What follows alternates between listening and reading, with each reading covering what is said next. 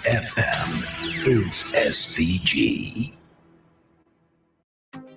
Voice of the Man Bongo Prime representing for Activated Mornings on WEFM 99.9. WhatsApp us or call us at 457-9997.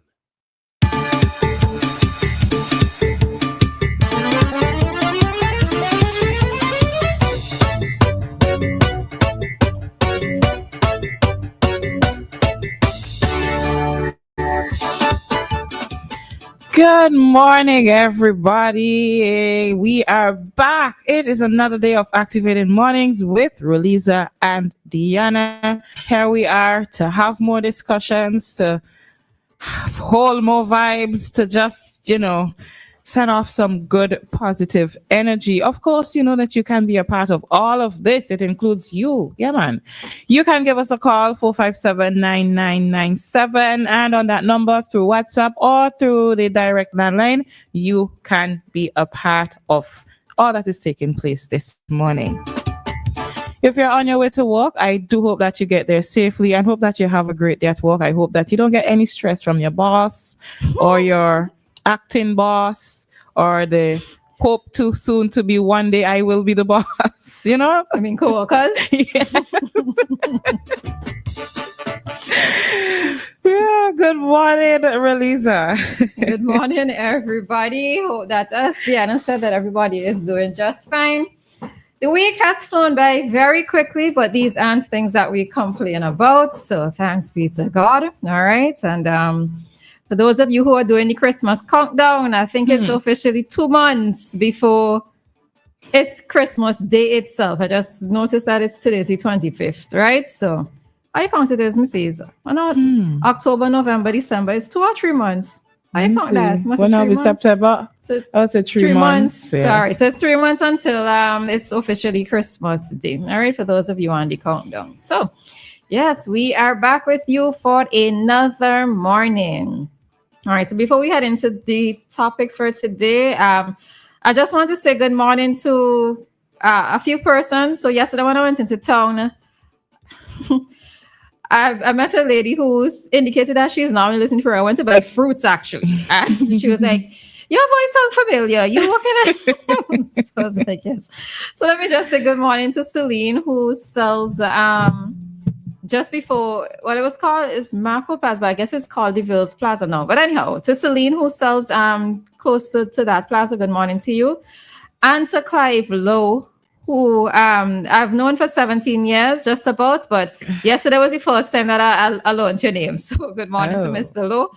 And good morning to Mr. Batiste, who I met this morning coming out from Clear Valley as well. So good morning to them, ardent listeners of the program. So good morning to all three of you. All right.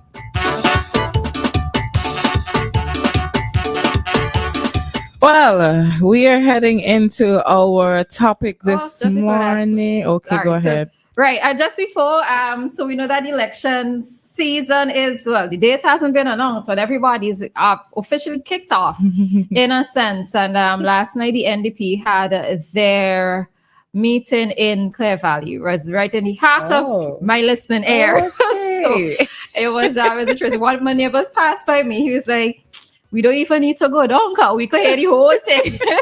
And I think that's one of the things with the valley is that whatever happens, the sound rises up. So we're going to hear anyway. So there were several speakers, of course, MP Minister Stevenson was also gave his remarks. So you see, I don't want to rate and say sounding good or whatever, because it might sound like if I am in favor of, and I'm not going to do it for either sides, right? But I can't say whether or not it was well attended from my vantage point. A whole mango tree was blocking my view. So and looking at the live, they only shot it from one particular angle, so I can't say if it was very well attended. But because it's the valley, everybody, whether or not you wanted to listen, you had to listen, right? So they were in the heart of Max Monday on the live asking if you went. No, well, that's the thing. I didn't have to go. I stayed right in my room and I listened to the whole thing. So so they had a meeting. So we are going to see things have kicked off. Initially, I thought when I heard a song playing, something with Doctor, I heard Friday. but I thought it was a soca song about Friday. Oh. I didn't realize it was a political song because I didn't know they had meeting going on. Uh-huh. So it was afterwards I realized, because I thought it was like a motorcade or a van or a vehicle passing through with a loudspeaker. Only to realize after that they were having a meeting, having an actual meeting. So yeah, things have kicked off in proper earnest, in full earnest. So those of you who may not, like your evenings to be disturbed, it's going to be happening for a while, okay? Until the election date is announced, and so just when you're hearing the songs, if you think you're being disturbed, just listen and write down points, no matter which side you're on. Let's get your book and write down points that you hear. And that's the thing, they have to take the meetings to the different communities, because people like myself, unless I look at it online, I am not going to attend. And this is not to say that I'm not going to attend because of fear of being labeled, right? It's not because of that. It's just that but they have to bring the message to the constituencies. They have to bring the message to the villages. And one of the things that I heard them emphasize was, and it's different speakers who said it, go on out and get registered to vote, right? And I think that this would be the messaging on both sides, because it's one thing for them to be on social media or having these political meetings and people hearing the messages. But if persons are not registered to vote, then how are they actually going to either contribute to keeping who is there or changing who is there? How are they going to continue to the whole election process? So that is one of the messages that several speakers happened on last night, in that go on out and get registered, right? So, yeah. All right. So for those of you who have not yet registered and you are interested in voting, then you need to go and get that done as soon as possible. Do it this week. Do it before September is finished. You have a couple more days. All right. Well, we are going to go into something else right now. Now, there's this thing that happens all the time. We're very much aware of this thing. I think some of us have come to expect to see it when we go to this place. And we're talking about vending on beaches. Now, I think I don't know if anybody else feels this way, but I think that that has become a part of our culture. You think so, Roleza? I feel like, I suppose I don't go into enough beaches to think, because my opinion is a little different. But let me hear yours, and then I would Okay, well, I just think it's become a part of the culture, because I can't think of any beach that is popular that you would go to and you don't find somebody selling something. Now, mind you, it is against the law to be selling on beaches. I really don't think that a lot of persons who sell things on beaches, especially somebody who would just go there with a little ice box up with some drinks or maybe a little tray. Well, people are upgrading now, so you mightn't see a tray, but they go there with something to sell. I don't think many of these persons know that, not to say that that is an excuse, but it has been against the law for persons to sell things on the beach, though the law was not enforced. However, a new law is going to come into effect. So this new law is supposed to replace this current law that bans the selling of items on the beach. And this is supposed to govern, according to the information, over 17 of our beaches. This was spoken about by Crown Counsel Frank. I think it's Frankie. Is it Frankie or Franik? I think Franik. Is it? It's Franik. So it is Franik. So Councillor Franik Joseph, when they were having a meeting recently, she was outlining this to the persons in attendance, to get their feedback and so on. So the law that is to come into place is one that says persons who want to sell on beaches, they now have to get a permit. So first of all, you weren't supposed to be selling on beaches, but now if you want to be selling on beaches, you have to get this permit, and it is for several of our activities.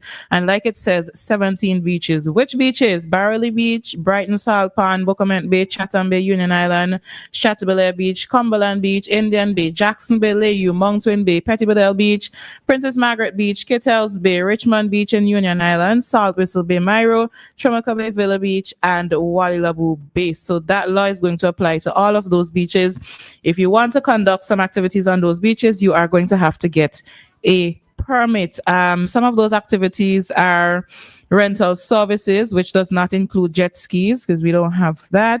The sale of goods, that includes food and drinks, and it also includes the provision of services like braiding and massages. Okay, so if you are doing any of these or you're thinking about doing any of these on a beach or any of the beaches that I just called, you have to get a permit to do so. And as usual, when we hear things like this, there are persons who would stand in favor of it, and there are persons who would say, nah, we do not like this. So what do you think? Do you think that this law is going to help persons? And if it is going to help, who are the persons that it is going to help? Or do you think it is going to cause a hindrance to some persons? And if so, who are those people that you think it's going to affect? Will it be beneficial to the tourists? Will it be beneficial to the locals? Or will it not be beneficial to those persons? What do you think?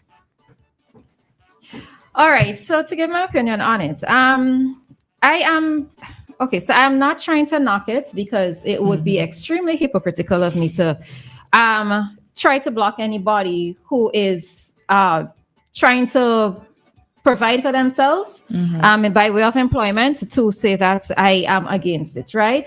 I think my biggest concern would now be the regulations of it. And from the article, Dianna read the article from Eyewitness News, is that national parks would be in charge of this, right? In terms of issuing the licenses, etc., issuing and revoking licenses, right? But I suppose I am just a little bit concerned where if there might exist a possibility of overcrowding in terms of persons who are going to end up trying to ply their trade, right? Because one of the things that when we go to beaches, we like, well, I don't know about other people, but like the serenity of it, right? Yeah, we would go to a beach and for it to be crowded, but then if you go, it's going to be crowded, especially when the tourism season opens or the cruise ship season opens. Having it being crowded with not just patrons to the beaches, but also vendors. I am a little bit concerned about that, right? Many of the beaches aren't even wide or really big enough to, let's say, accommodate multiple businesses and multiple persons trying to apply the trade. Now, I do note again that yes, national parks is going to be the regulatory national park authority, that they're going to be the regulators here, but it's just a little concern that I have.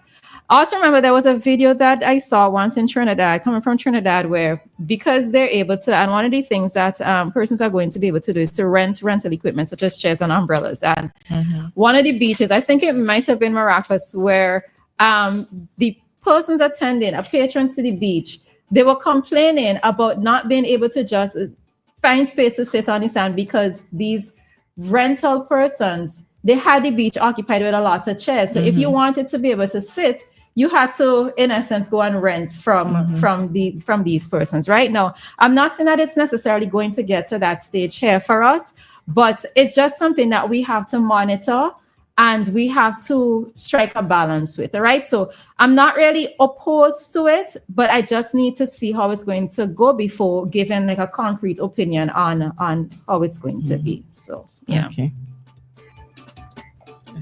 I think for you mentioned people go to the beach looking for serenity. I think when we go to the beach, by now, I'm assuming that we would know when we're going to get that sort of serenity and when we're not. Because if you go to the beach, for example, on a Sunday, you certainly don't expect that serenity unless you go really early in the morning. Sundays, beaches are crowded, especially certain beaches, and even on some Saturdays as well. And from what I've experienced, when people go to the beaches on those 2 days in particular, knowing that a crowd is going to be there, people expect somebody to be there with food or drink or something. You expect to find that when you go there. So I don't think they would necessarily mind that part. When it comes to the beach chairs, something like that, you definitely need, I can see some regulation needs to come into play there, because I don't see it working out well for us with somebody doing something that you just explained, where you line off the whole beach with your chairs and people can't get to use the beach anymore. Because I am all for people having access to the beach. I don't care if you're a small company or a big company. People should have access to beaches. So I could see a regulation for that one. Something would definitely probably need to be in place. But I don't know. Do you think that persons are going to? I get the impression they have to pay for this permit. I don't think it was clearly outlined there, but I think that is in it. You have to pay for this permit. Mind you, as well, to take into consideration, other places around us have been doing that. They actually have that, like Barbados, Turks and Caicos, I remember, and some others have that in place. So, all right, so we gotta go. So they have that. We gotta They have finish this up after. yeah. They already have that permit system in place. So we're gonna stick up in right there because it's 7:35, and we gotta go to traffic talk. So we will come back 7:45, more discussions.